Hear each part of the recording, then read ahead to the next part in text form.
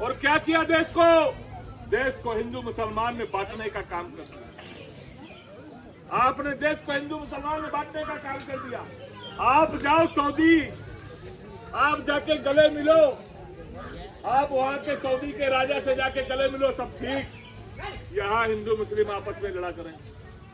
इस देश में वो दिन भी देखना पड़ा जिस देश में मुसलमान का बेटा अपने कंधे पे मोर्टार लेके पाकिस्तान की धज्जी उड़ा देता है। उस अब्दुल हदीद के देश में हमने देखा कि एक मुसलमान व्यक्ति को नमाज पढ़ते हुए लात मारी गई।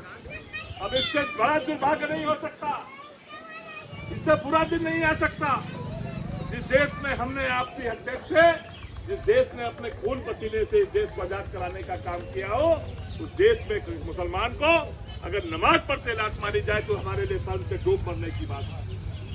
और अगर मैं दावे के साथ कहता हूं, इसी तरह आप धर्म के नाम पर देश को बांटते रहे तो जिस तरह से सीरिया ईरान बना रखा है वैसे आपका भी देश बनने में समय नहीं लगेगा। मैं आपसे कहना चाहता हूं कि आप आने वाली 27 के चुनाव में आज यहां से एक ऐसे मसीहा की कसम खा के जाइए जो गरीब मजदूर की बात कर रहा, जो शोषित वंचित की बात कर रहा है, जो दलितों की बात कर रहा है, पिछड़ों की बात कर रहा है, उसको उसकी विचारधारा को ताकत देने के लिए समाजवादी पार्टी को मजबूती के साथ जिताएंगे। बताओ हाथ उठा के जिताओगे कि नहीं जिताओगे? बताओ हाथ उठा के बताओ, जिताओ नहीं जिताओगे?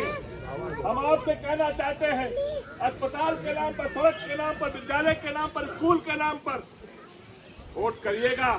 आपके गांव में नेता आते हैं, कहीं भैया हम आपकी बिरादरी हमका वोट दे दो, कहा है कहना हम फलानी पार्टी के हमको वोट दे दो। जब आए तो पूछना कि तुमने स्कूल क्यों बंद किए और दारू के ठेके क्यों खोले? बताओ दारू ठेका खोलना ठीक है? घर के घर बर्बाद हो रहे बर्बाद हो रहे, और ये सरकार और खोल रही है कि और खुल जाए। तो हम ये कहना चाहते हैं आपसे कि ऐसी सरकार चुनिए जो ये मासूम बच्चे जब ये कल बड़े हो तो आपको गाली ना दे, कहे हमारे जो पूर्वज थे, हमारे बाबा थे, हमारे पिताजी थे, तो उन्होंने सही सरकारें चुनी। और जब सही सरकार चुनेगी तब अस्पताल मिलेगा, शिक्षा मिलेगी, विद्यालय मिलेंगे, सड़क मिलेगा, पुलिया मिलेगा, और गरीब के बच्चों के हाथों में भी लैपटॉप होगा। बताओ होगा कि नहीं होगा? आप सबने इतना समय दिया और हमें सुनने का काम किया, आप सबका बहुत धन्यवाद। हम आपसे कहना चाहते हैं कि जो भी हमारी जिम्मेदारी है हम पूरी जिम्मेदारी पे खड़े उतरेंगे।